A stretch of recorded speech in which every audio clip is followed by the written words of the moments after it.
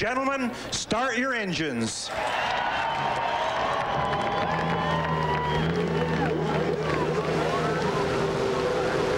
The command has been given. The engines start to scream. 27 drivers are ready. We're ready for the start of the Toyota Grand Prix of Long Beach. Street racing. It's frantic and tight. To negotiate this traffic jam, you need Lady Luck. She was with Jill DeFerrin when he spun at Japan, but miraculously maintained control to finish second. Adrian Fernandez felt her magic, claiming his second consecutive victory at Motegi on nothing but fumes. She rode with Greg Moore during his late race spin, carrying him to the finish line to retain his championship lead. But for Michael Andretti, she marked strong performances at Homestead in Japan with problems in the pits. Who will Lady Luck be riding with today at the Toyota Grand Prix of Long Beach? It's time to find out.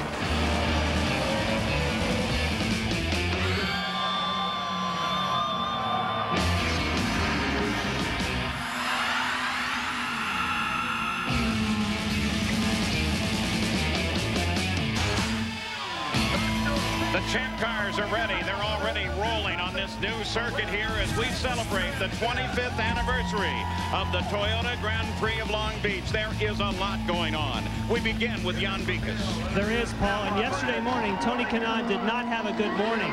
The gearbox on his primary car blew up. He brought it here on pit road. They switched to the backup car. He went out, although it was set up identically, that car was a half a second faster. In the afternoon, he put it on the pole, his first career pole, and then this morning, he was also the fastest man in the warm-up. Gary Gerould? For Dario Franchitti, this weekend started out like a dream weekend in Southern California. He was on the provisional pole on Friday, but Saturday morning, he had a crash in that new complex of the racetrack, turn 2. It significantly damaged the car, had to go to the backup car. He brought it right out in the final qualifying run and came within just 0.02 of a second of catching Kanaan. We're shaping up for a tremendous battle. Paul, I don't know about you, but we're ready for a great day at the beach. We are having fun celebrating this 25th anniversary here, but there is one enormous question. It's turn 1. Paul, for 24 years, the drivers have hurled themselves down shoreline at speeds approaching 200 miles an hour. They've been hard on the brakes and then going right. This year, the track's changed. They're hard on the brakes and going left into a brand new section. It's narrow, it's slick, it's created some problems for the drivers. This was Scott Pruitt. He narrowly missed the barrier. Mauricio Guzman, he caught it head on. On board with Richie Hearn, he clips the inside wall. His session's over. How will this affect the outcome of the race? We're not sure, but one thing's for sure, Paul. At the start of this race, all heck's going to break loose. Here's the way they qualified. Tony Kanaan, the first pole of his career. Dario Franchitti alongside. He finished second here last year.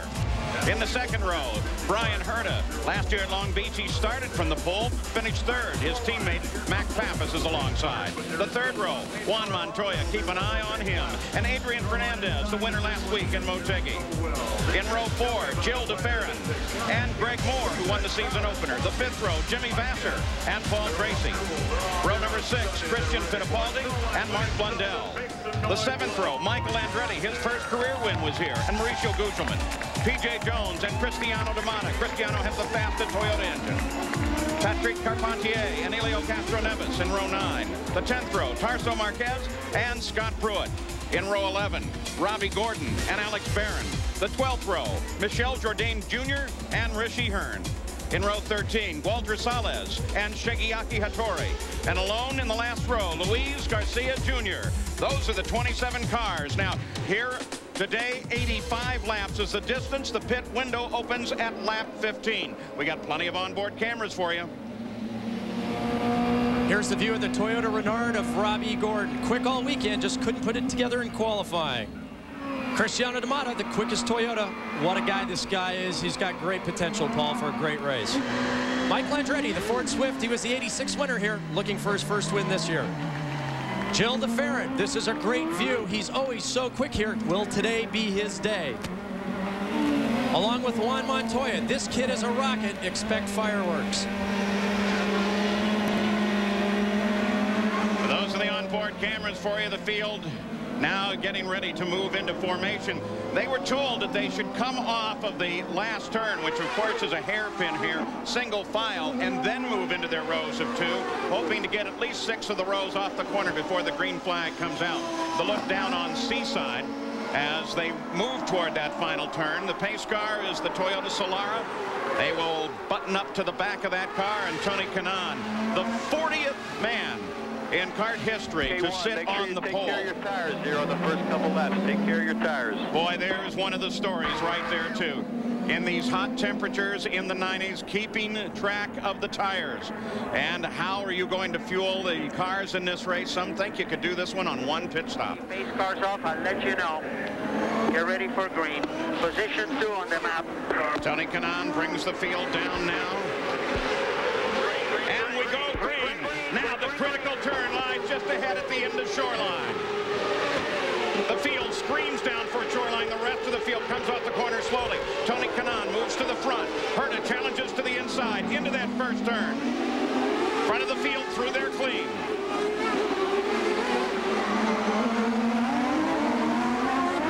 They've made it through the 2 critical parts now. Herta in the lead, followed by Kanaan.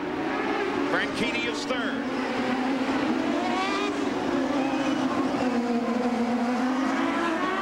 And now they have rejoined what is the circuit formerly used here for the Champ cars, with Brian Herta leading the field. Good move on the start.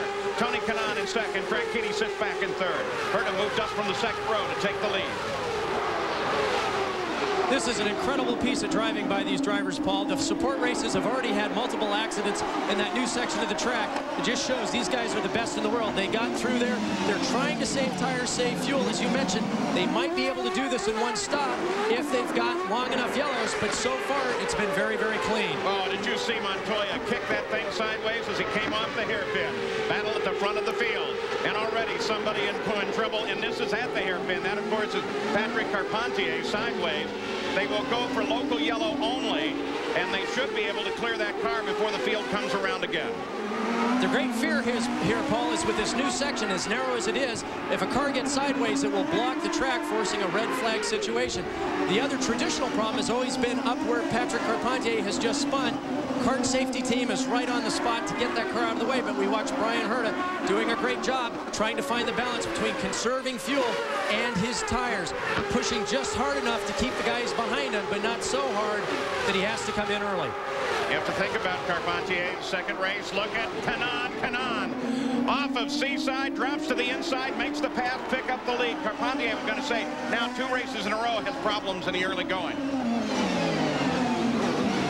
Yellow still wave there. They'll be using, by the way, the international rules, which means that they have to pass that green flag beyond the incident before they can resume racing anytime there's a local yellow. They're trying to get rid of any ambiguity of where you can pass and where you can't pass, and by going to the FIA rules, that's now cleared that up. Third in this picture there, Paul, is Dario Franchitti. He's one of the best in the business of going the quickest on the least amount of fuel and conserving his tires. We'll see how that'll play out. Jan Vikas, what's the story on Carpentier? Carpentier, Paul, has been in the pits. They put 4 fresh tires, and they checked the right rear corner. They were concerned about it. They think it's okay. He's got fresh rubber, but obviously he's lost a lot of time. And Franchitti makes his move on Herta. So Franchitti moves up to second place now behind Tony Kanaan. They begin to bubble at the top 3. Dario Franchitti, brilliant last year, not only in the street courses, but also the road courses. If you watch him, he's so smooth and so elegant in his driving styles, it's hard to tell when he's going fast. He's just going fast all the time. It's only going to take him a few corners, Paul, and he'll haul up right on the back of Tony Kanaan. And then we'll see how this young Brazilian driver handles the pressure from one of the best road course drivers in the business. Herta drops back to 3rd place. That's where he qualified. His teammate Max Pappas just behind him now, followed by Juan Montoya. You're on board with Montoya. Boy, keep an eye on his hands. Just watch this kid throw the car. We saw him shift down from 6th down to 2nd gear. He'll leave it in 2nd gear all the way through this complex. That Honda motor spinning up to 15,000 RPM. We saw him short shift up to third there, Paul. That's a strategy not only to try to conserve fuel, but also tires. You can see the car in front of him sliding. That's Max Papis. The problem is there, Paul, it falls drastically off camber. It's hard to pick up on the camera, but it's a 6-degree slope change as they come through. He's up to 4th, 5th gear there. Richie Hearn's got a problem. He's picked up one of the banners from the edge of the racetrack. Now the problem here, Keep going, you're fine. Had it stayed on, would have been cooling. Well, and always trying to get the sponsor's name in there, Paul. It was a Toyota banner. You could hear his team tell him once he got rid of the banner just to stay on it. We'll have to keep an eye on Richie Hearn's car because we are not sure. Well, you see one thing, Parker, no mirror on one side.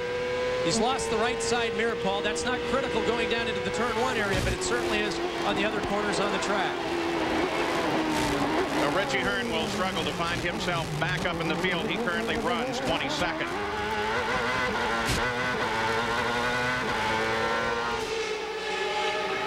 Whoa, Tarso Marquez pushed Robbie right out of the barriers there. He clipped it, and that banner, unfortunately, I think was collected by Richie Hearn. And so that pretty well explains the whole thing. There's Hearn with the banner. But as long as he has that banner there, he wasn't getting cooling into the right side of the race car, into the coolers on that side. In this temperature, you don't want that to go too long. You can see how rough this track is, Paul. Look at him fight that wheel. Back to the front of the field, Tony Kanaan leading for the first time in his Champ Car career. But Dario Franchitti is right there. Then it's about 3 seconds back to the third-place car, Bryan Herta. And Paul, we can add a word on Bryan Herta. If we were talking about the possibility of fuel conservation, a radio message to Bryan from the pits. Bobby Rahal telling him, use the button all you want. The button, of course, is one of those buttons on the steering wheel that gives you that full fuel efficiency, gives you a couple extra 100 revs, and possibly in a critical situation, it's enough to make a critical pass. A little further back, Max Papis trying to hold off last week's winner, Adrian Fernandez. Battle for 6th place. Now, we call that the overtaker, the candy button, Paul. What happens, they can set the fuel mixture to be as lean as they want, to be as conservative as they want. But when they push that button, it puts the engine to full power, full rich, advances the timing. But each engine manufacturer has a maximum number of times that you can insert those quarters into the video machine to get that extra boost of power. So right now they're telling him to use it all he wants, but at some point you're out of plays, out of bonus laps. Just behind this fight, Gil de Ferran, Greg Moore. They're ready to attack. Kanaan, Franchitti, Herta, top of the field.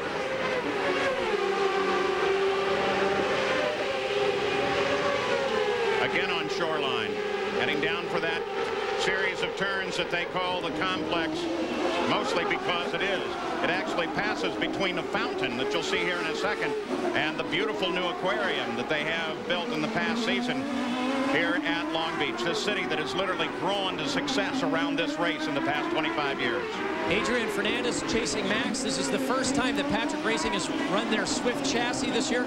Remember, Adrian won just 2 weeks ago in Japan in a conglomeration which they called affectionately Frankenstein, a 97, 98, 99 Renard, and now he's in the Swift trying to hunt Max down for 5th place. With Tony Kanaan as the leader, as a matter of fact, despite the battle for the lead of this race, they are now back in exactly the same order that they qualified, 1st through 17th. Paul Page with Parker Johnstone. We now have 8 laps into the record book. Tony Kanaan is still the leader. We're back taking a look at the battle between Fernandez and Papis. Juan Montoya was able to split in between Papis and Herta. Now occupies 4th. Now you're riding with Gil de Ferran sitting just behind that fight. Gil de Ferran, one of the few competitors on Goodyear tires. Gil told us that they came here with a little too conservative of a tire. It's a little too hard for the slick track condition, but he qualified extremely well. He's always been very, very fast at Long Beach, and now he's just trying to hunt these guys down, Paul. Remember, he's all alone in a sea of Firestone tires trying to get the most out of those Goodyears. Yeah, with Greg Moore, Jimmy Vasser, and Paul Tracy all lined up right behind him. Jan Bigas? Yes, in regards to those Goodyear tires, this is exactly what Gil de Ferran and Goodyear want. A very hot day and want to put pressure on Firestone cars. tires, because the Firestone tire that was brought here was very aggressive. Yes, it's very fast, but if these drivers on Firestones don't take care of them, they could wear them out, and that could really benefit Goodyear. But, John, you talk to the Firestone people, and they say the hotter, the better. They welcome that challenge. They like the heat. It's going to be interesting to see how this plays out. And already we're hearing conflicting approaches to this fuel conservation business, because Paul Tracy has been reminded, keep an eye on your fuel, don't let it get you in trouble. And the word to Christian Fittipaldi repeatedly, save your tires, save your tires. He's on Firestone. We got a good glimpse for a second there of Christian Fittipaldi jumping out, trying to make a move on Paul Tracy. He did not. We are back at the front of the field. This is where the battle lies, and they have pulled well away from the rest of the race. Kanaan and Franchitti. And Kanaan steadily can sit in front of Franchitti. I have not seen Franchitti really move on him in a corner. There are only 4 cars in the 63-second bracket. Paul, those are the top 4. Everybody else is, actually right now there are only 2 cars in the 64-second bracket. Everybody else is back in the 65s and slower. So obviously Tony and Dario pushing very hard. Everybody else looking at different strategies to see if they get a yellow, can they make it in one stop. Now the guys that are going full power, they've obviously committed to a 2-stop strategy. The concern is not so much the fuel, Paul, but the tires. Can the tires last if you try to make it in one stop? And so far the consensus seems to be they can't. You're trying to unleash 900 horsepower off these hairpins. It lights up the rear tires. The tire wear just isn't good enough, I think, to make it in one stop. But you know, this race is very difficult to predict. On one hand, 85 laps, that's not all that far. The circuit now is 1.82 miles around. Last year it was 1.574. But given that and the shorter distance, now you start to think, well, do I want to make this a 2-stop race? Do I want to reach for one? And then you have to go back and look over the history of the race and how the caution periods, full course cautions, figured in. They figured in predominantly in the past. Today we've been clean. Thus far we've got 11 laps into the book. But at any moment someone can turn sideways in that new section up in the hairpin and change the whole complexity of this race. But so far it's been very, very clean. There are lots of accidents in the support race, but so far these guys are standing on it. Now let's take a look at our Circuit City telemetry on board Richie Hearn's car. Graph is miles an hour, and boy, watch this thing swing.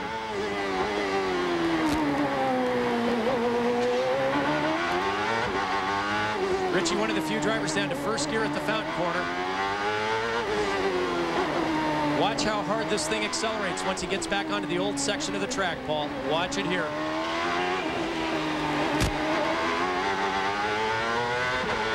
Look at it jump. Can you imagine going shopping on Sunday afternoon with that kind of horsepower? So, Richie Hearn, you got an idea as he heads down behind Walter Salas into the turn 9 area.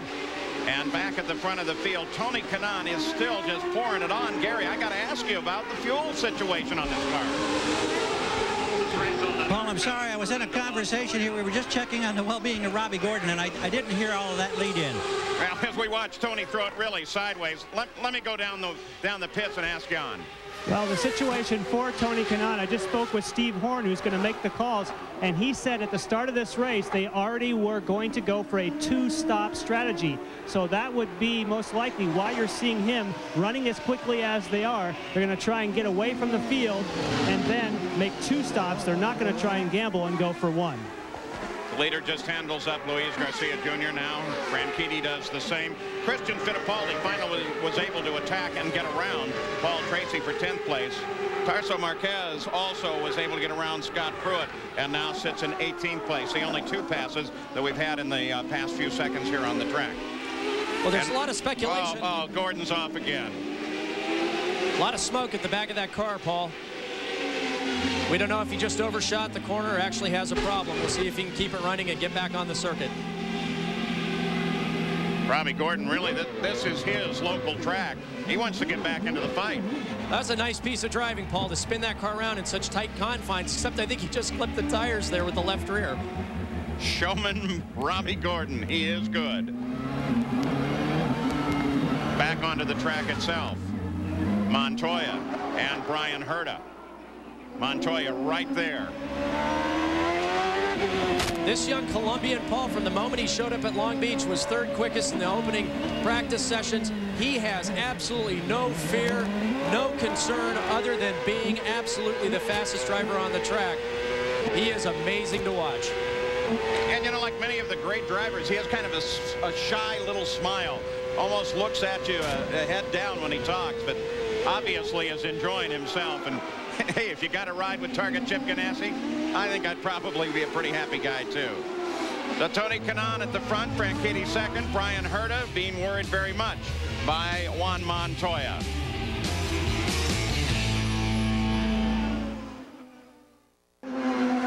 Back at the Toyota Grand Prix of Long Beach, a couple of teammates, Blundell and Guzman, both having problems. Next Sunday at 1 o'clock, Bobby Labonte, the defending champion. It's the Die Hard 500 from Talladega. We'll have the coverage.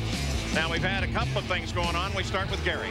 In the Pac West pit, both drivers, Mauricio Guzman and Mark Blundell, in. You see why. Firestone Engineers taking a look at what may have happened here as the rear tires went down for both of the Pac West drivers. We've also had reports from Dario Franchitti, Christian Fittipaldi, and Paul Montoya that they say their rear tires are gone as well. I don't know if we've got a problem. Excuse me, Gary. I'm going to interrupt you just a second. Luis Garcia, that's the hairpin, of course, setting off a little offline. Shouldn't be a problem. Just want to know he's there. Gary Gerould? Well, we don't know if we've got a developing tire problem or not, but suddenly drivers reporting that they're losing grip with the rears. Let's check in also with Jan. Well, I believe that for Mauricio Guzman, Gary, there was contact with P.J. Jones, and P.J. Jones says that his car is okay. There was contact with the front wing. Now, for some reason, they have to go to yellow flag here. People are saying this is in the pit window for a two-stop race. So keep your eye to see if we get a full course yellow. Also, our leader, Kanaan, is starting to pick up some push. The front of the car not gripping the way he wants. Well, we opened the pit window actually 3 laps ago at the 15th lap. You're on board with Montoya.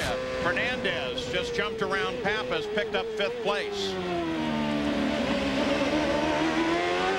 This is the stage of the race, Paul, where these guys are starting to get a feel for how their cars are working on half tanks, whether they're going to pick up a balance change. They're talking to their crews to try to figure out if they can make a wing adjustment or tire pressure change on that first round of stops. We should be able to see some guys moving forward as they have their cars working better and better. Other guys moving back as they run into chassis problems.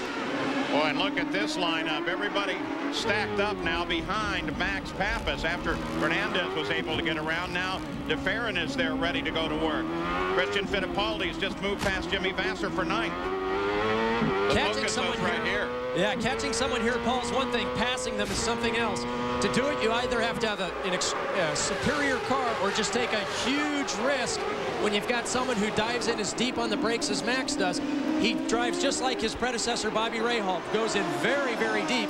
That means you've got to try to set him up, try to use your horsepower, try to wait for him to make a significant mistake, and if he doesn't make it, getting around him takes just a very brave move. Yeah, but look at that lineup. They're all lined up right now, ready to take focus on Max Pappas. DeFerrin actually looked out for a second as they went into turn 9 off of Seaside. They're now on Shoreline once again. Christian Fittipaldi is right there. Greg Moore lined up behind Christian. That's Paul Tracy just behind Greg Moore. And we should point out, it's hot outside today, Paul. In this new section of track, here we see Cristiano D'Amata down one of the escape roads. Yeah, that's that car's sound. I can't. He's working on the gearbox. Maybe he does have some power. You can see the skid marks where he spun in, Paul. Looks like it happened under braking or during a downshift. When you race a course like this, back to that battle, when you race a course like this, the whole thing is a concrete canyon with just a couple of runoff areas.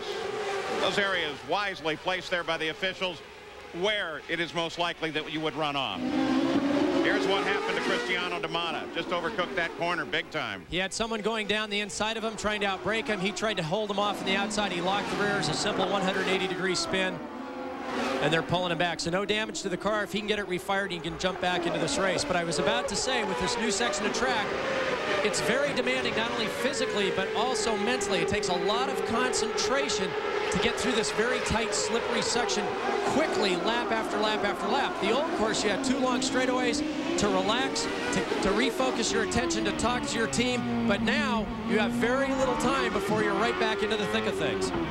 Gil DeFerrin continues to work on Max Pappas just ahead, and at the same time is worried by everyone behind him. Fittipaldi, Moore, Vassar, Tracy, and Michael Andretti. We'll be back after this message and a word from your ABC station.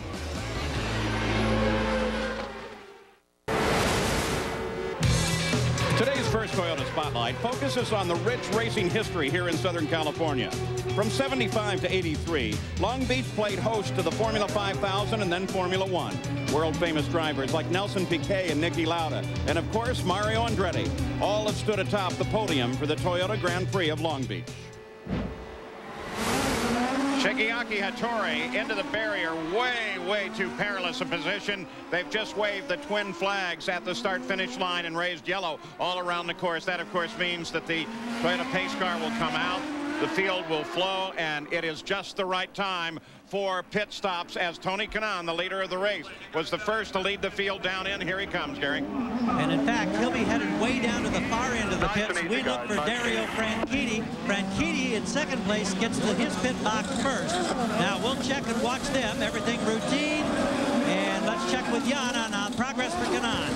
Well, Kanaan is already underway, Gary, and I can hear that Dario Franchitti was leaving. Just left. And he is long gone. Tony Kanaan, a very quick stop. So Tony Kanaan on the pit road. You expect the entire field to come in. This is occurring on the 24th of 85 laps. There's Gil de Ferran in. He had a good run going, made a nice move on Max Pappas, and picked up a position over in 9. Has to wait for traffic to clear, and now he's away. This is where the teamwork aspect really plays into it, Paul, because if you can't get him on the track, your team can get you past him in the pits. We hear Ed Neffman encouraging Michael to get out of the pits. There's a traffic jam down there, and it's not a very wide pit lane at all.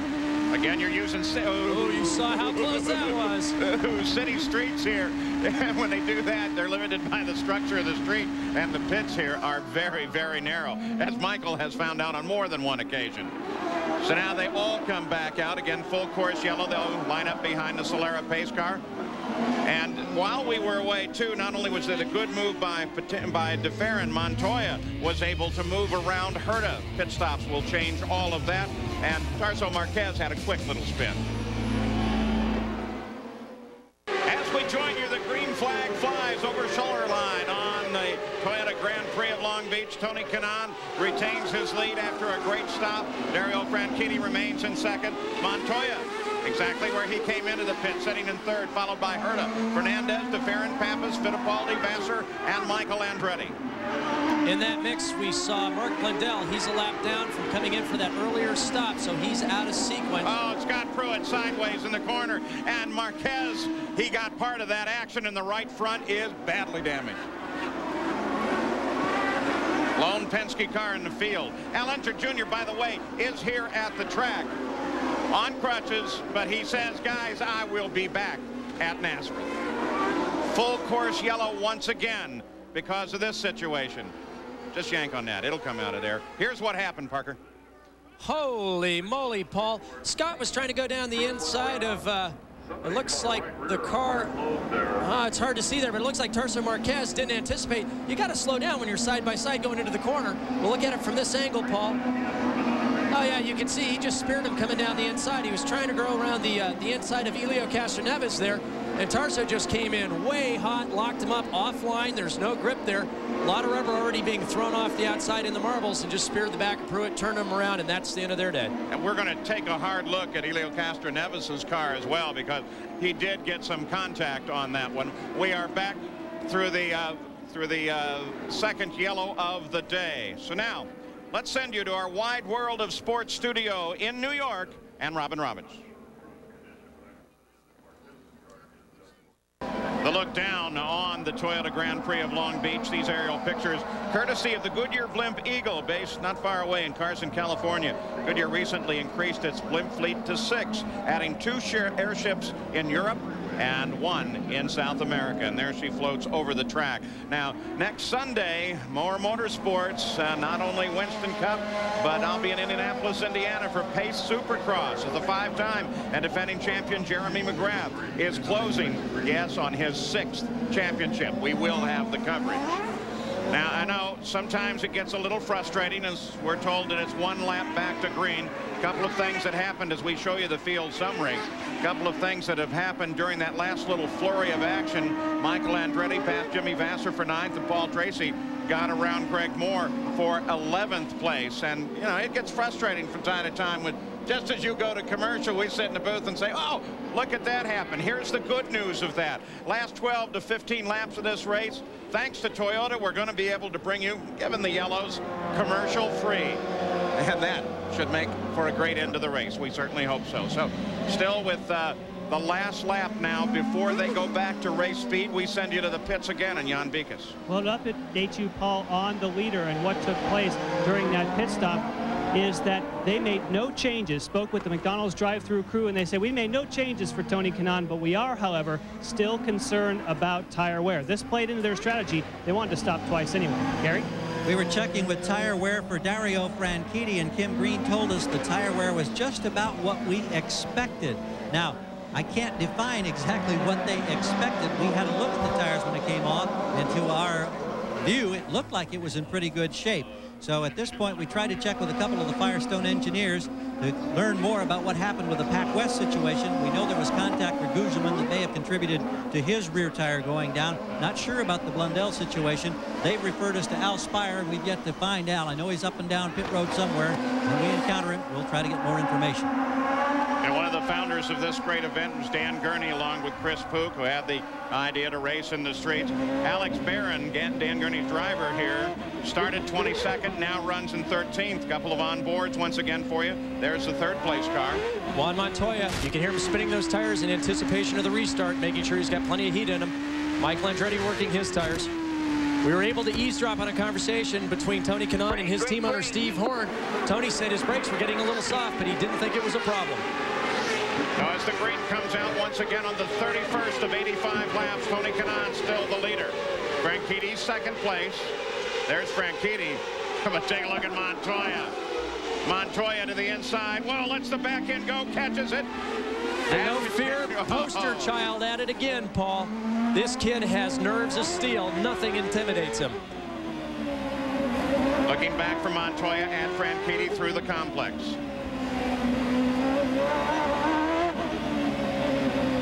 You can hear him working that Honda engine in the low RPM band in 2nd gear. We'll hear him short shift up to 3rd. Up to 15,000 RPM down the back straightaway. Now coming off of Seaside into turn 9, Montoya begins to work on the leader, Tony Kanaan. Talk about the great new faces in this sport. There are 2 of them right there. Last year's Rookie of the Year in Kanaan, and Montoya, brand new to the sport. What's really amazing, he's never driven this track at all. There's no practice here. Just came here and instantly was fast. Like you said, there's no testing. It didn't seem to bother him at all. He just rolled the car out and stood on it. Significantly, we've had a battle of the power plants this year with the Toyotas making great improvements, but for the first time, all 6 Hondas qualified in the top 10, and we're seeing Kanaan, Montoya, and Franchitti, 3 Honda-powered cars leading this race. Mark Blundell, of course, who has had his problems. Let's check the Circuit City telemetry on his car. Mercedes-powered Reynard chassis of Mark Blundell. Currently runs 18th. The thing to note, we talked about it a little bit earlier on when we were on board with Richie Hearn, is look how fast it accelerates. It'll go right off the top of the chart here, Paul, as they get down towards the end, right at 180 miles an hour. This is the slower of the 2 straightaways. The end of Shoreline, they'll have this graph pegged down into turn 1. You know, it's impressive to me is certainly the acceleration is, but going from 180 down to 75, losing 100 miles an hour in just a couple hundred yards, and then making what is a normal right-hand turn on a city street. Back to the front, Montoya closes on Tony Kanaan. Those are the numbers last lap around. In this situation, I think it's always better to be the hunter than the hunted. And right now, Montoya wants nothing more than to work his way up to and past Tony Kanaan. Tony, of course, can only look rearward, trying to drive as cleanly and as neatly as possible, minimize any mistakes, taking as good of care of those Firestone tires as possible. Word from the order, the observers on the course. Garcia is off course once again, but no factor. Run through the teams for you. Reminder of who is with which team. Look how strong Tony is going down that back straightaway, Paul. He's coming onto the old complex, that turn 6-7 area, and able to extend his small marginal lead going down that straightaway. But we see Montoya much quicker in the new section of the course. Now keep in mind there's a time compression element here. When they get in the slow corners, it always looks like Juan catches him. Oh, and there's Alex Barron, who is doing so well. Got such a great run going. We just mentioned that he moved up to 13. I don't see any damage. If they can get him out of there, maybe they can get him going. But look at that left front tire. You want to speculate on that? Well, actually, you can see the graining there on both of those Goodyear tires on the front, Paul. Lots of graining. You can see it there. You can see the lines as we look at the left front visible there. You can see where he spun into the tires. Kart safety crew there.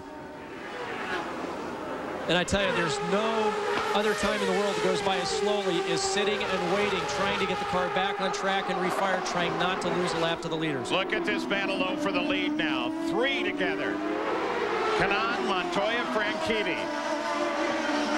A mere 1 second, not even that, separates the nose of the lead car from the back of the third place. Well, we've seen fireworks with Montoya before in the Celebrity Deathmatch 2000 grudge that happened between he and Michael at Montegi. We're wondering now what Tony's thinking about having the young Colombian behind it. And Dario, I don't know if he's just sitting back just enough to get out of the carnage in case it happens, or if he's pushing as hard as he can. You know, you always hear the wily veterans sitting back. That's usually nonsense, Paul. The drivers are normally driving absolutely as hard as they can. But he seems to be breathing just a little bit behind Montoya there. Oh, man, I like that wily veteran story. But I'll tell you, you saw look at it here. There it is. Montoya is faster. And he certainly closed the gap to get here. I mean, did it quick. Well, in that last lap, Montoya and Franchitti's lap times were separated by 1/100th of a second. On board with Montoya now. We're just going to ride with him here as he chases Kanaan down.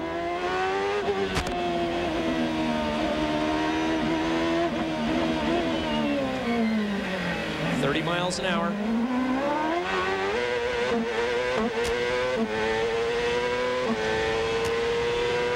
Up through the gears.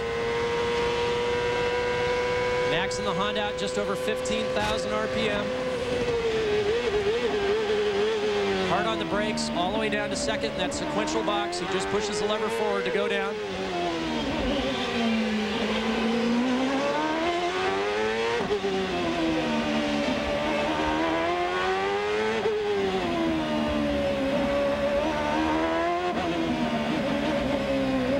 Rejoins the old circuit here, Paul.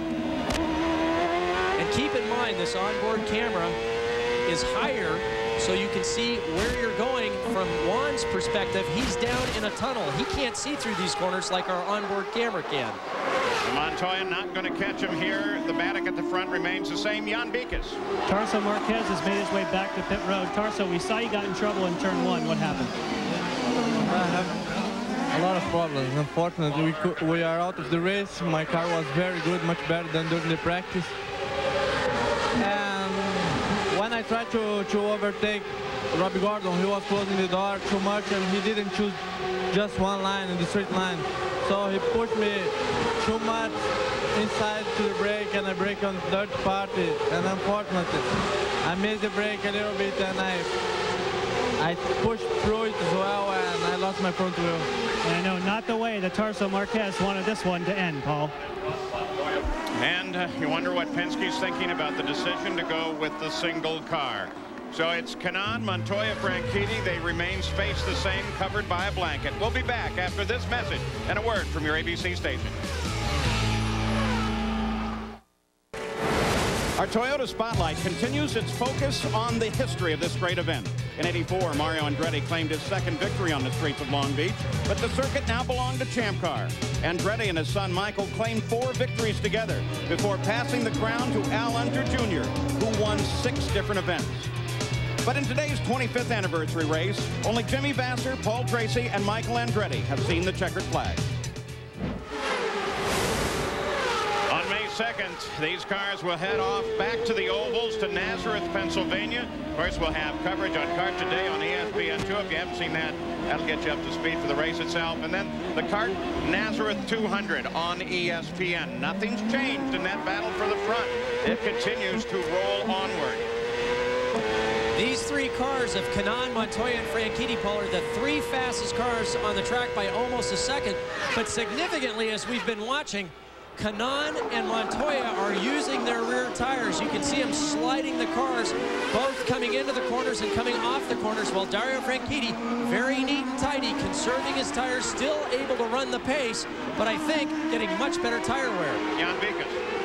Patrick Carpente has brought his car into the pits. They're going to go for a 4-tire change. Remember, he is out of sequence because he had an incident. I saw a half turn on the front wing. That's the only change they made. Taking a while for fuel on that one. It was 15.1. Back at the front with Montoya. You know, try this one on for size. These three cars have had, among their drivers, 62 starts. By comparison, Michael Andretti, who won his first race here and who's looking pretty good now, 233 starts. Boy, there's the changing face of Champ Car racing. It really is, but it shows you that there is a movement towards youth in the kart ranks.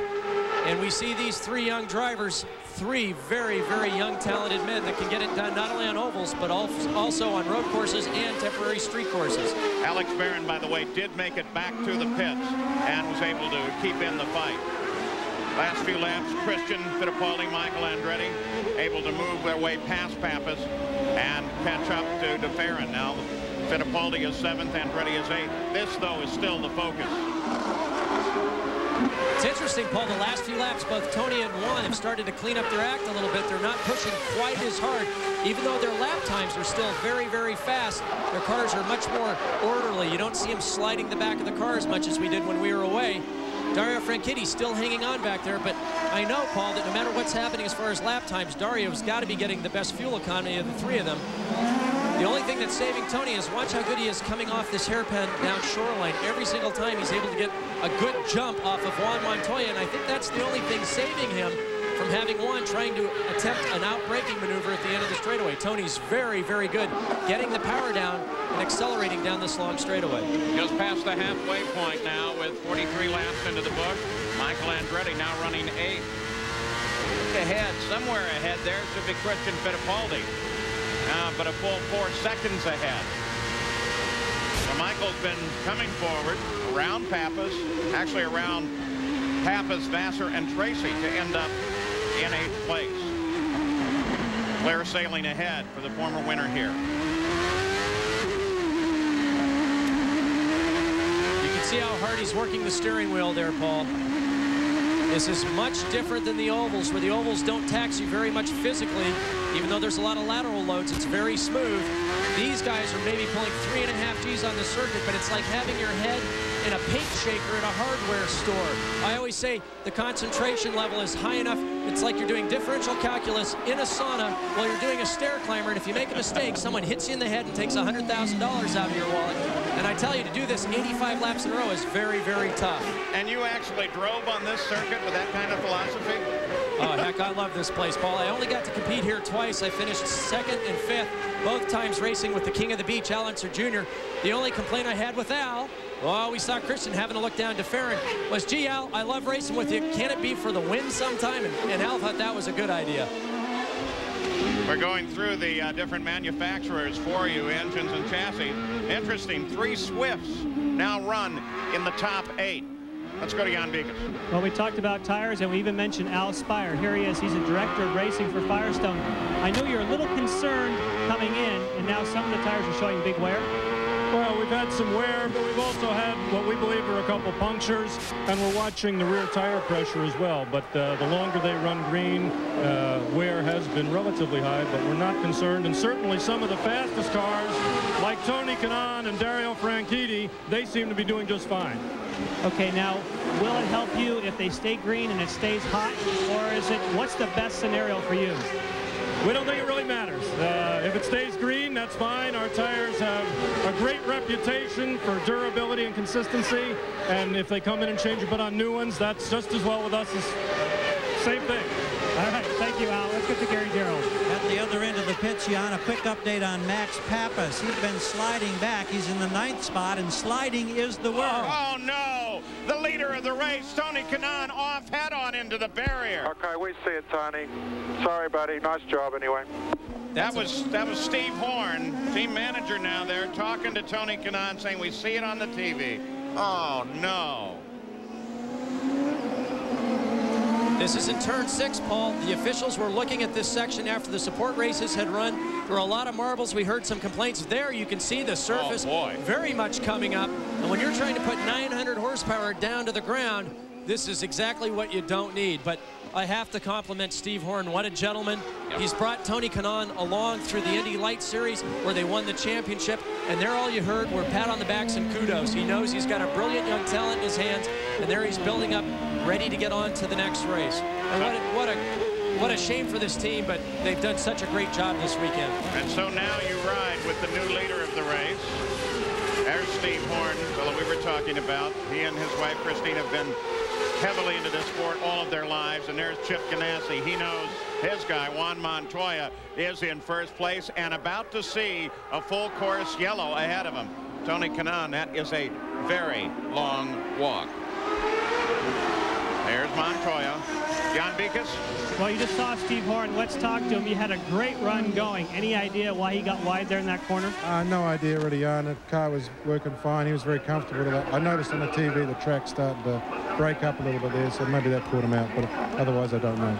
Up until that point, were you still very concerned about tire wear? Not really. The tires were working perfectly. You know, they were at their limit, but that's what we expect from Firestone. And no, the tires were fine.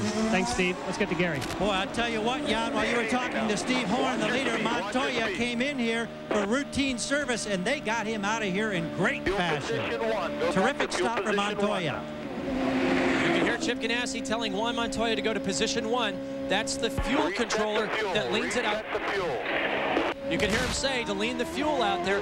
They're trying to get the maximum amount of mileage. The pace car will be out there picking you up somewhere. So Montoya assumes the lead of the race, followed out of the pits by Franchitti as we are under a full course yellow. Full course yellow, that's Paul Tracy, obviously not in his race car. As he came out of the pits just as we were going to commercial, he got together with several other drivers. We think Pappas, we think Michael, but certainly he is out of the race. Now the full course yellow, you saw it for the car of Tony Kanaan, who was the leader of the race at the time. And Parker, maybe we can figure out what happened to the leader. We think that turn might have been part of the problem. This is Juan Montoya's view of the leader up in front of him, Tony Kanaan. They're just now transitioning from turn 5 back to turn 6 where they rejoin the old circuit. You can see there Tony's way wide, Paul. He just missed the turn in for turn number 6. And I tell you, if you get a car width out of the groove, there's enough rubber offline.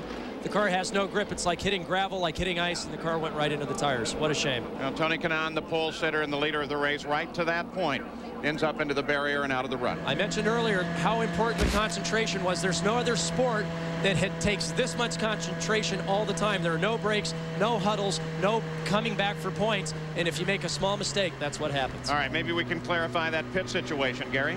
Paul Tracy out of the car, as you mentioned. Paul, can you tell us what happened? And we didn't see it here on pit road as you exited. Yeah, I got a couple guys on the stop, and I was going down the pit lane, and another car, I think it was Michael, swung out in front of me and just swung right over into me and threw my car in the air. Pretty similar to what happened to him and Emo a few years ago, and just, you know, bent the rear suspension, and you can't really fix it at any time. So it's Los Angeles traffic jam in the pit lane.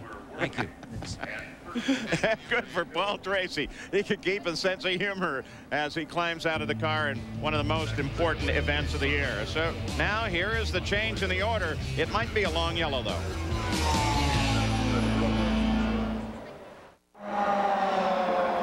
Nothing has changed, still under full course yellow, looking down on the course of the Toyota Grand Prix of Long Beach from the Goodyear Blimp Eagle, who has been providing these aerial pictures. At the control is pilot Nick Nicolari. 1999, the 101st anniversary of Goodyear and the 74th for its blimp fleet.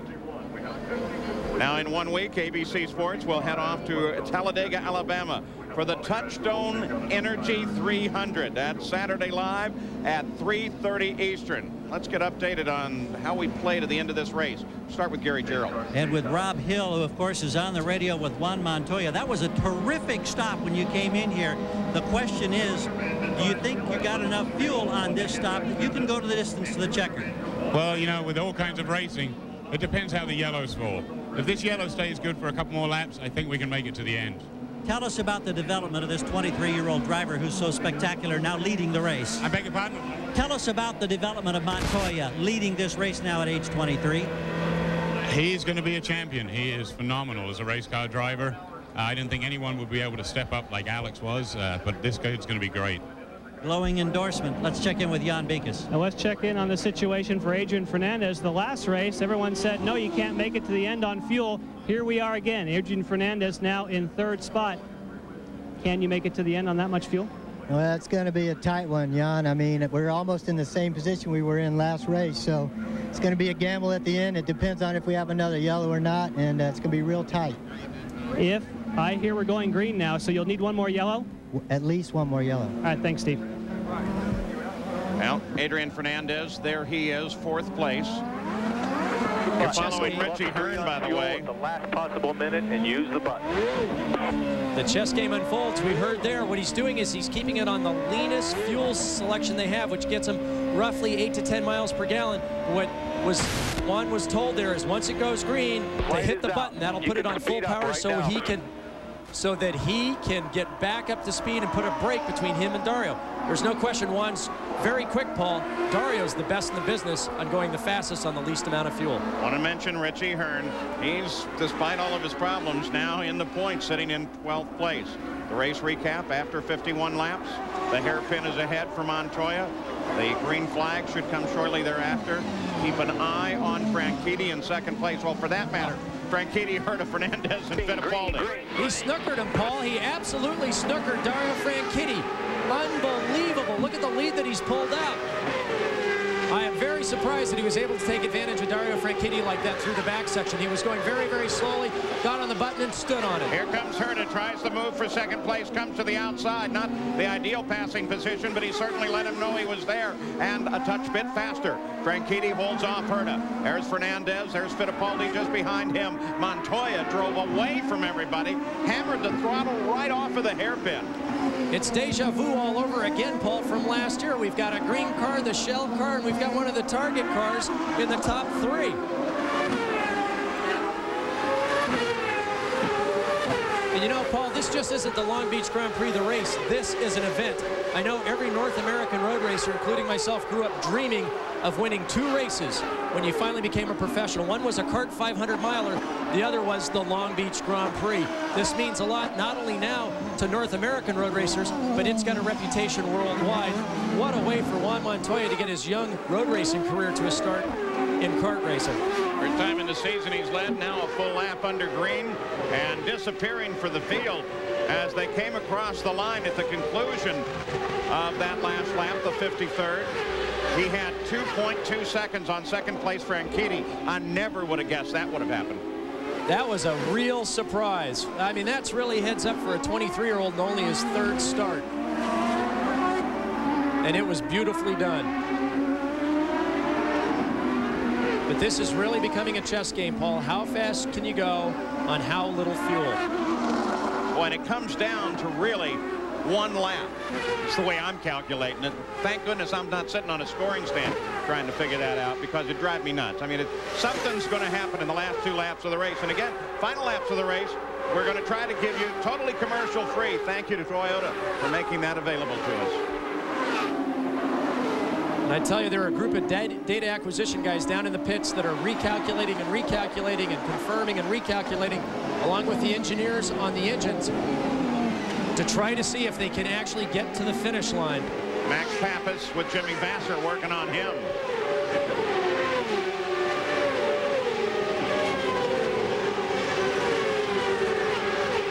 Vassar, of course, former series champion from up in the Bay Area, is one of those guys, in fact, that also grew up dreaming of this race. Boy, did you see PJ gets in trouble.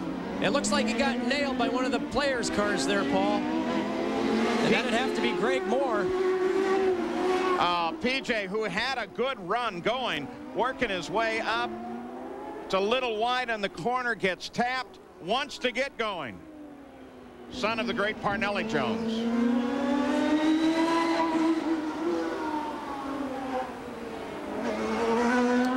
PJ trying to go down the inside of Greg Moore there. It was for position. Never got tapped by Greg Moore. I take it back, and apologies to Greg. He just got in hot. Offline, it's very slick, locked up the rears, ran out of space, and into the tires he went, Paul. So PJ, Pat Patrick, his car owner, looks on. And PJ, frustrated, wants the crews out there to get him rolling as soon as he can. But again, it creates a full course yellow, our fourth full course yellow of the day. Montoya leads.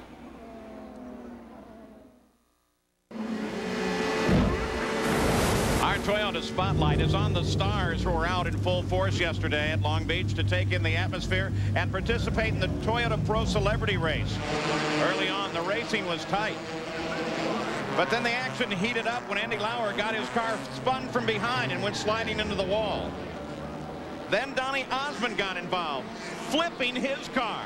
Fortunately, he walked away unharmed. Rapper Coolio showed his skills behind the wheel, but Roger Mears, as one of the pros, was able to sneak by him, move through the field. When the dust cleared, Sean Palmer of X Games fame took the checkered flag and celebrated his victory on the podium with the pro champion, Roger Mears. Well, we're still under that full course yellow, but Parker Johnstone, the end game, is going to be awfully neat. Well, this changed it from a chess game to a WWO match, because now no holds barred. These guys are going to full rich, full power. We'll see what they've got, Paul. 28 laps remaining as we come back to green. We will bring you the last 15 laps of this race commercial-free. Juan Montoya chased by Franchitti. Again, he comes off the corner, nails it. Franchitti can only chase. But Herta moves up on Franchitti. Here comes Fernandez and Fittipaldi as well. Michael Andretti moves on to Farron. Gets him. Whoa, nice move. Boy, Michael just went down the inside, stood on the brakes, and hoped for an opening. That was brilliant. Absolutely brilliant. We saw in the restart there that Juan was unable to take advantage of Dario like he had before, but we saw Brian very strong on the last restart. We'll see if Dario now is able to get back up on Juan. Robbie Gordon off again. Now this time he can come around and join the track. There he goes. That's a little cut through they built, but he can't improve his time. A lot of the guys were saying, wow, hey, if you have a big blockage in the first turn, can I just use that and say make up a lap? Answer was no, you may not. Chief Steward Wally Dallenbach just laughed in the drivers' meeting when they asked that. But there are the drivers always looking for the advantage. Boy, look at that interval. Though still Franchitti is in the fight. Cristiano D'Amata runs 17th, down a lap. He comes on the shoreline now. You know what's amazing, Paul, is right now Montoya and Franchitti are running 2 seconds a lap quicker than Brian Herta or anyone else in the field. A full 2 seconds. That is flat amazing with only 27 laps to go, that they're able to push that hard and no one's able to respond. But it's not just raw speed that's going to pay off here. Can you get to the end of the race without stopping again? Will you have to go lean, slow the car down? All those are going to be factors. And they're factors, interestingly enough, that are new factors to Montoya. He never had to deal with this in his career in Formula 5000, and when he was a test driver for Formula 1, obviously it never came up. But there is a lot going on in these cars, Paul. We talked about how busy they are just driving, but all the time you're changing boost, mixture settings, sway bars. It's a very, very busy office. These guys, without doubt, are well-conditioned athletes, but they also have to think on a conscious level, as well as being in the zone, making adjustments to their cars, talking to their team managers and mechanics so that they get the best out of the equipment while hustling these cars through concrete walls at 180 miles an hour. Oh, and just a couple of other factors. They just came off of 2 oval races, now on a temporary street circuit, back to an oval. You want to talk about the definition of versatile? There it is. Circuit City. Telemetry from the car. This one will show not only the miles an hour, but lateral G-forces for Richie Hearn. Currently in 11th. Fell back. Remember, he had the banner on the right side of his car. Lost his right mirror. Something they don't fix on a pit stop. He's trailing Mauricio Gugelmin here in the Mercedes-powered Reynard of Pac West.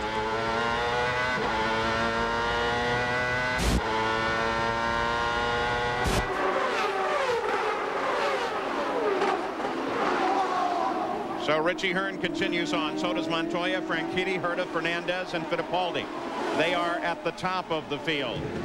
So now we continue to watch that game played to the end. We'll be back after this message and a word from your ABC station. Page with Parker Johnstone back at the Toyota Grand Prix of Long Beach, the silver anniversary. Bobby Labonte, the defending champion. Yep, not here. It's NASCAR on ABC. The Die Hard 500 from Talladega next Sunday live at 1 o'clock Eastern.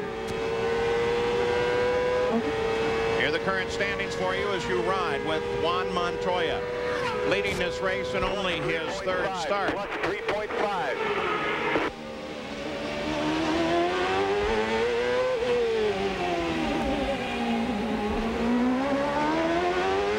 63 laps complete. 22 remain. A brilliant run by the young Colombian. Paul, right now he's turning laps almost a half a second quicker than Franchitti, who's another half a second quicker than Herta, who's quicker than the rest of the field. So he's continuing, Juan Montoya, is to extend his lead here, and doing so well. Yeah, like he's been doing this all his life. And Dario Franchitti, who normally is this cool, collected guy, he's desperate out there right now. We've seen him make some uncharacteristic mistakes. He's usually so cool, so collected. While we were away, he was locking wheels. He's hustling this car harder, at least from the outside, than we've seen him hustle it in a long time. He's usually so silky smooth. You can tell he's working extremely hard. He certainly hasn't given up and settled for second here, even though Montoya is now continuing to pull out his lead to almost 4.5 seconds. Upper left, we'll run through the teams for you again. There's the interval from first to second. Only Castro Neves separating them. Remember, he was involved in that incident a little earlier, so he's sitting back. On board Michael Andretti. He's on shoreline. Andretti currently is 6th place. His teammate at Newman Haas Racing, Christian Fittipaldi, is in 5th, though not immediately ahead of him. There's about 2 seconds between this car and Christian. There's Christian right now. And Christian, fortunately, not in any way locked in a battle that matters for position with him. Now, Tony Kanaan finally out of the CART Medical Centers with Gary Gerould. Tony, I know this has to be very, very disappointing. Tell us what happened. Well, I was trying too hard to pull it away from Juan, and fortunately I put one wheel and the rubber, and the car just slides, and it was too much, and I hit the wall, the tire barrier. But I mean, my drive-through crew did a great job. Steve and all these guys are great. Unfortunately, you know, I really hate when I made a mistake, and this happened today, but I think we proved to ourselves that we have a very good car and we can do it, so it's not going to happen anymore. It happens just once. Let's get a quick word with Steve Horn. Steve, you've seen this young man develop his career. Do you have to do cheerleading in this situation, or do you worry at all about what impact this might have? Well, as I said, Tony, when you get to my age, you can always think of things worse than this. And anybody out there remember Indy 95? That was a little worse than this. Yes, indeed. All right, Jan Beekes. Well, in regards to Adrian Fernandez, remember we spoke with his crew and they said they needed more yellow. Well, the answer to the question is they got enough yellow. He has plenty of fuel to make it to the end, and I assume that would mean all the front runners do. And that assumption, of course, is made. And I got to tell you, generally the pit guys are very, very straight up with our pit reporters. Occasionally, when the press gets very tight, you know, maybe they'll fudge a lap or two. But so that's the assumption. We race all the way to the finish. I think the gloves are off, Paul. I think these guys are driving absolutely as hard as they can. And remember, in Long Beach as a past, there have been some pretty spectacular things that have happened in the closing lap. So it's not done by any means as of yet. Adrian Fernandez, the 40 Ducati car, stable of Pat Patrick, last week's winner in Motegi, Japan, 13 seconds behind the lead, currently runs in 4th base. Brian Herta is his target. Christian Fittipaldi will be searching for him back to the front of the field. Juan Montoya, the leader. his third race. Driving for Chip Ganassi at Target Chip Ganassi. His teammate Jimmy Vasser is sitting back in 9th place right now, just ahead of Greg Moore. And Paul, as we watch this car, you can see how well balanced it was. I mean, he just slid the car right out to the wall, but well in control, not over driving, and he's continuing to extend his lead. He's now pulled out another second on Dario Franchitti. It's up to 5.4 seconds, but you can tell he's driving well within his limits. The car isn't moving under braking, or as he turns in, puts the power down. It's all very smooth, very collected. I think now he's just trying to make sure that at this pace he can stay in his rhythm, stay focused, and get through the last 18 laps to the checkered flag. Now, let us do remember, as we go to the closing lap, twice in the last 3 years, the winner of this race has only led 4 laps or less. We'll be back, commercial 3, right after this.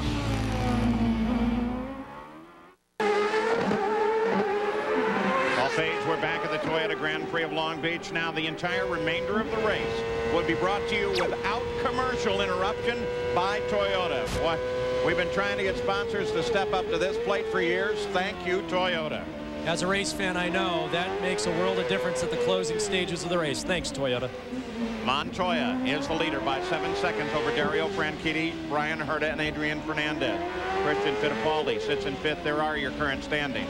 And we're going to take you back in the field since this lead is so broad. But once again, remember, anything, that wall can reach out and snatch you at any second at this track.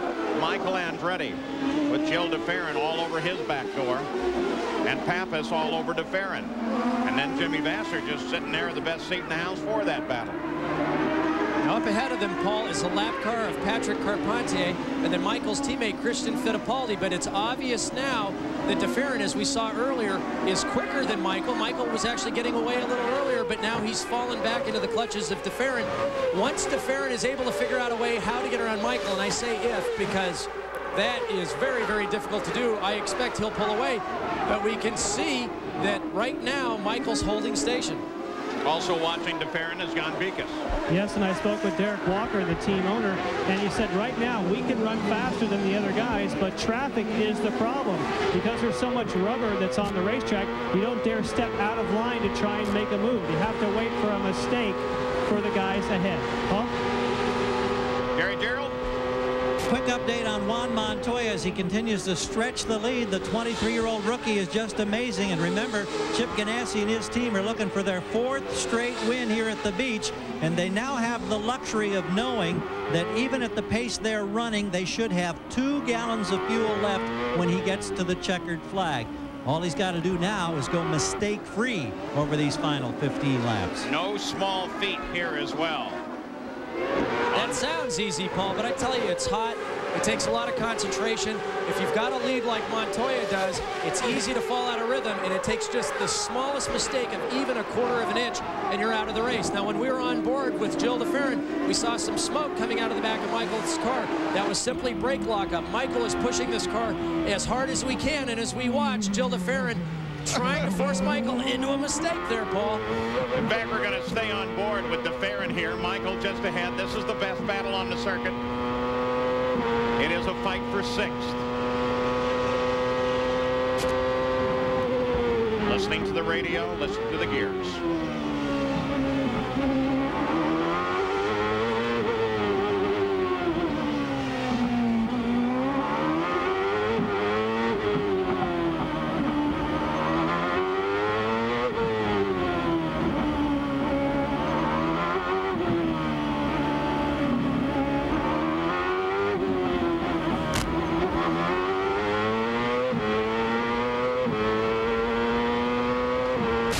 Shows you how competitive this series is, Paul. We've got a Renard Honda Goodyear shot car chasing down a Swift Ford Firestone car, and they are just locked in this battle. The problem is, how does Gilles get around him now that he's caught him?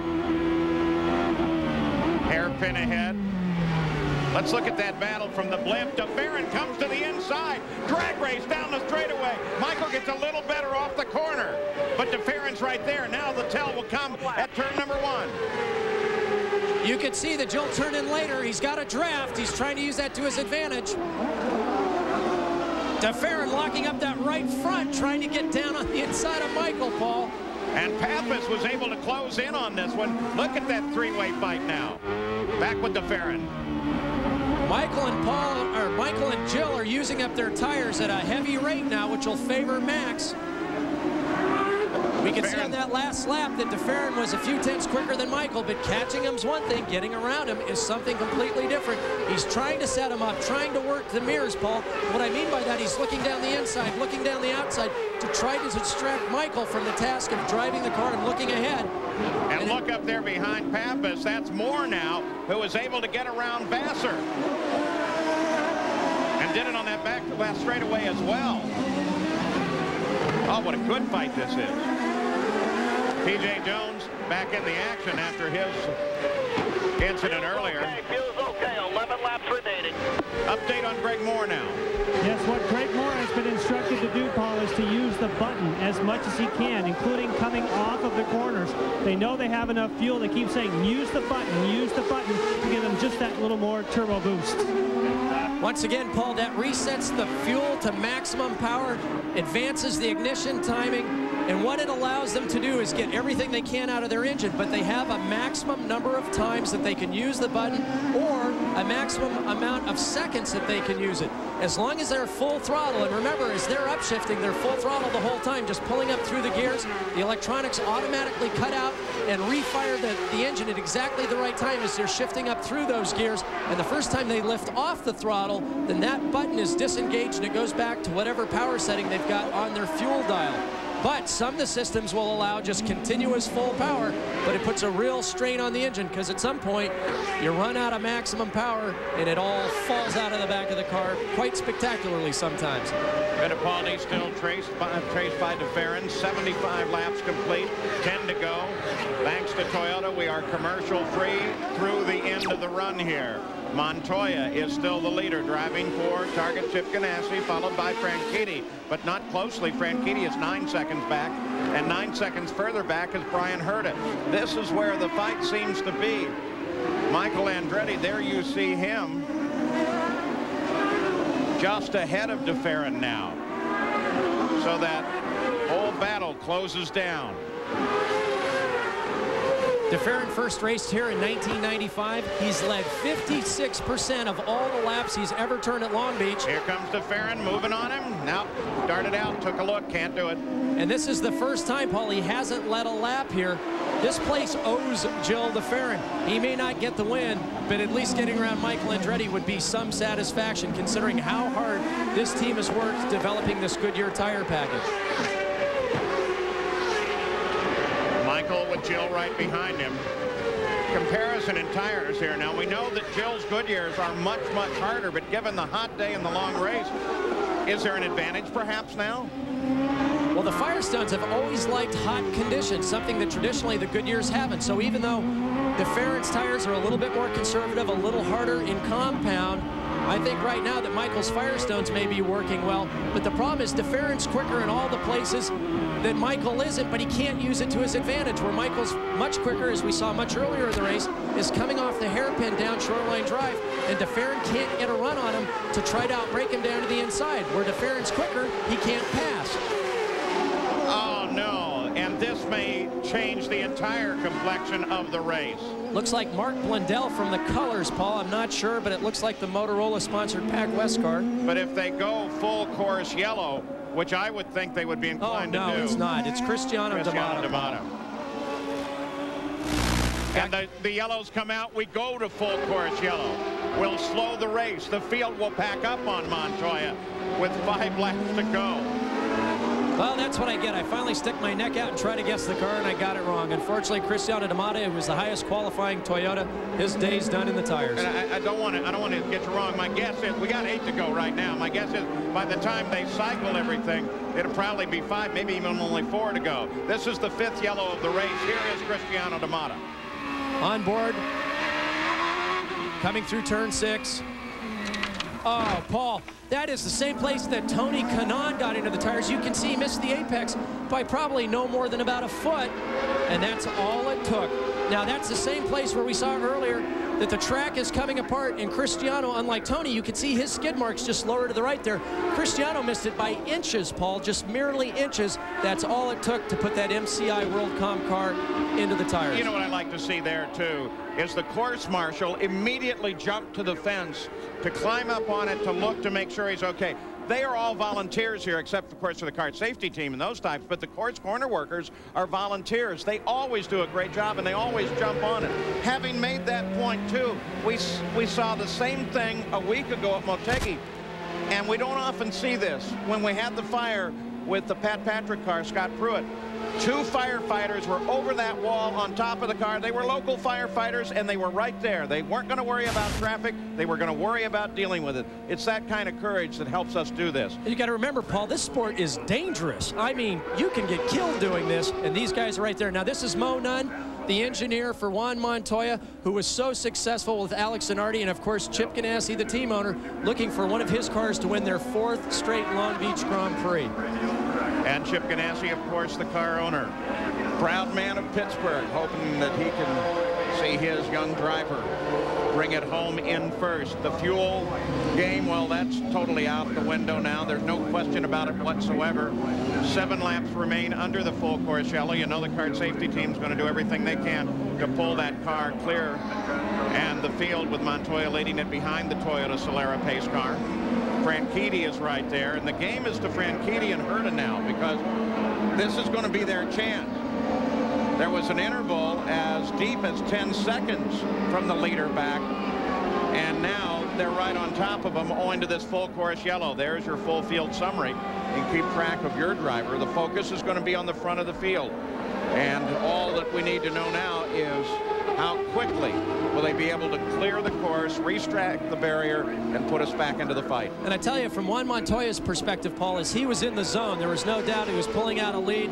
He didn't care if it went green the whole way because he had everyone handled. But now, the full course yellow gives you a chance to actually think about the enormity of about what you're to accomplish, which is to win the Long Beach Grand Prix and only your 3rd race in this series. Now, he's a steely-eyed motor racer, this guy is, but still, I know that Chip Ganassi's talking to him, as we can hear a little bit in the background, trying to keep him calm down, trying to keep him focused. And, of course, behind him, everybody's got everything to gain and almost nothing to lose. Jan Beekes. Barry Green, of course, the team owner for Dario Franchitti. We know that Montoya is fast. Do you have a shot at him? Well, I mean, he's definitely fast. We were trying to make sure that we didn't over-abuse the tires. The tires have been great all day. We wanted to keep and run a consistent pace. He's very fast. This certainly closes up the gap, so at least it gives another shot at him. And just see how many laps we've got here. We've got to protect our back door too, though, so it's going to be an exciting few laps here to the end. Any coaching going on? Do you tell him whether to go for it or to be conservative? I got guys in Dario's pit here. They're doing a great job for me. Don Halliday, Kim, Kyle, and all the boys. Great pit stops today, so I just leave it up to them. I'm just standing here sort of a little nervous. I'd like to see this one in the bag. Thank you, Barry. Let's get to Gary. Chip Ganassi, does this change it to any great degree now for you and your young driver? Not really, Gary. I think we're okay. We're plenty of fuel, and we just want to play a little conservative after last week's antics. Are you doing any cheerleading at all on the radio, or has he got everything under control in your mind? No cheerleading. It's all business yet. Does it surprise you at all that on only his 3rd race he's in a position where he may be able to win this? Not really. I mean, the guy has a lot of talent. That's why we hired him. And I saw Morris Nunn over here immediately shaking his head. Morris, you know this kid could be a winner right off the bat, huh? Sure, no problem at all. A lot of confidence down here, but still, we got a few laps to go. Now we saw Morris Nunn on his way out to one of the mini parties, because this is a festive time in Long Beach. Look at the work they're doing over in the corner. The whole cart officialdom, they want to make sure that that corner is totally ready to race. I mean, not just clear it away, but they've gone to extra lengths to make sure that it's as cleaned off as it can, because that's been the critical corner. But Morris was on his way to the parties, and Parker and I walked into the hotel lobby and talked to him a little bit, and he said, boy, this kid, you have no idea how good this kid really is. I was very privileged to be at his first ever test in Indy cars months ago back in Homestead, Florida on the road course. And Paul, I've never seen anyone in an initial test do a full burnout out of the pits, up onto the rev limiter, and immediately, I mean immediately, first lap, car sideways, right up to speed. I was greatly impressed, and the confidence that Chip Ganassi and Morris Nunn and that whole Target crew have in him, are paying off, Paul, because here he is leading the Long Beach Grand Prix. You may see the lights still flashing on the Toyota Solara pace car. As the field, now the lights go out. Word is out, we're ready to go green. So, Paul, we haven't seen any fireworks down in that first turn at the restarts or the initial start, but I tell you now, it could be desperation time for a lot of their drivers because this could be their only chance.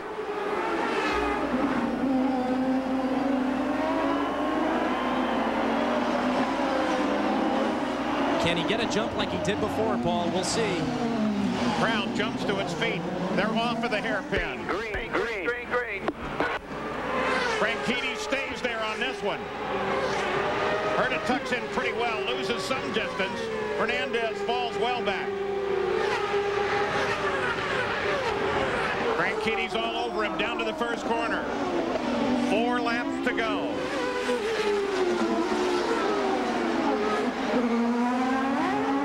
Now Herta, he almost loses it. Franchitti is right there and pushing him. Herta's closed back in. Now remember what Barry Green said, even though we saw Dario locking up his tires earlier, he said that Dario's been trying to keep good tires underneath him during this entire run. We know that Juan was pretty conservative towards the end of that last run, but now we'll see, because now this whole race is up for grabs. Franchitti is right there. This is one of the passing zones. He darts a little, doesn't move for it. You'll see these cars dance now, Paul. These guys are on the edge. Listen to him work the throttle. That closure came with the braking of Montoya. Had nothing to do with Franchitti. Montoya accelerates away. Interval at the line, 9/10. 3 to go. Keep in mind, Paul, that on those on those yellow caution laps, they pick up a lot of the race rubber that's been laid down. So these first few laps, the cars are very nervous, very difficult to drive. Oh, Franchitti once again.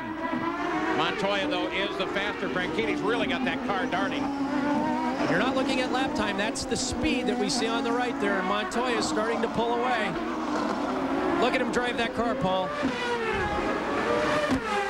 Oh, but so many other factors lie just offside the line of this track.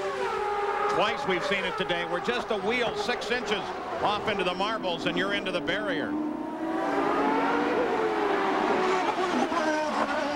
Montoya for the hairpin. He's working it. Oh, what a great line. Rips right off of there. Okay, little slower. 2 to go. Little slower for Franchitti. He drops back. The interval goes to 1.6.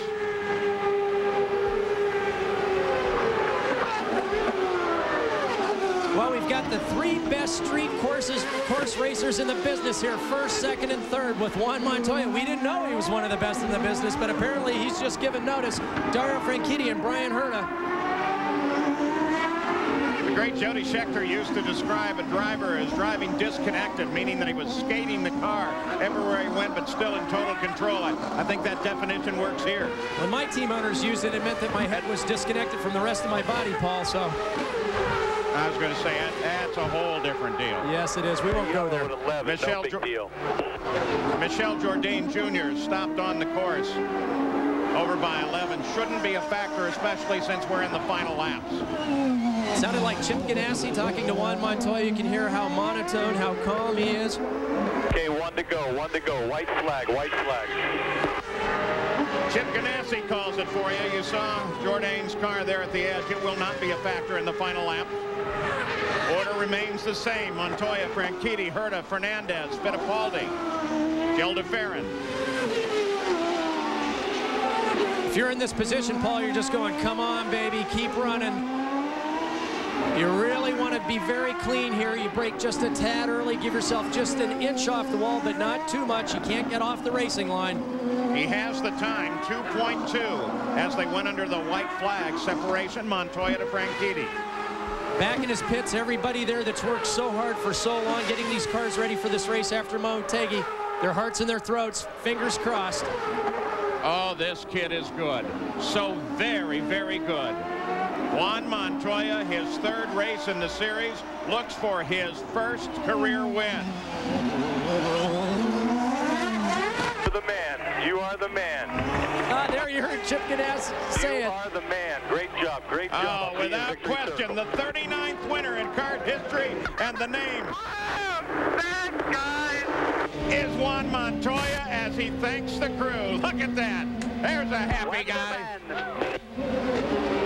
Remember, Juan, now for Victory Circle, you come in the back door. You come in the back door. And Dario Franchitti comes up alongside to congratulate him. Montoya wins it, followed by Herta, Fernandez, Fittipaldi, DeFerrin, Andretti, Moore, Pappas, and Vassar. We'll be back to talk with our new champion.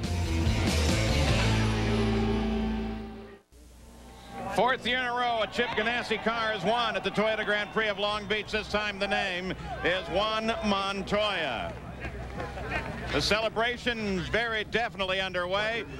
Quick look at the results of this race with Montoya winning it, followed by Franchitti, Herta, Fernandez, Fittipaldi, DeFerrin, Andretti, Moore, Pappas, and Vassar. There's your back 10. Now let's go to Gary Gerould. Already here in this magnificent victory podium, Juan Montoya, your third Champ Car race. Did you at any point think that you might be able to make the transition so quickly that you could become a winner in just your third race? Yeah, I think, we've done a quite good job. Japan was very close to win, but we ran out of fuel. And here we just had it absolutely right. The car worked beautiful all the race. We did a mistake in qualifying, and it wasn't that bad after all. We could go by everyone, and I think just thanks to all the guys and thanks everyone in Colombia that followed me, my girlfriend, everyone. Tell me what happened now when you're chasing Tony Kanaan and suddenly he had the problem. Do you think you pressured him into a mistake? But I was pushing him quite hard. We're running quite lean in field, so we're looking very good. And I would just start pushing, trying to show him the nose, and he started making a couple of mistakes. His car starts to slide, and whoa. It was funny because I went to turn and whoa, he just kept going straight. Thank you.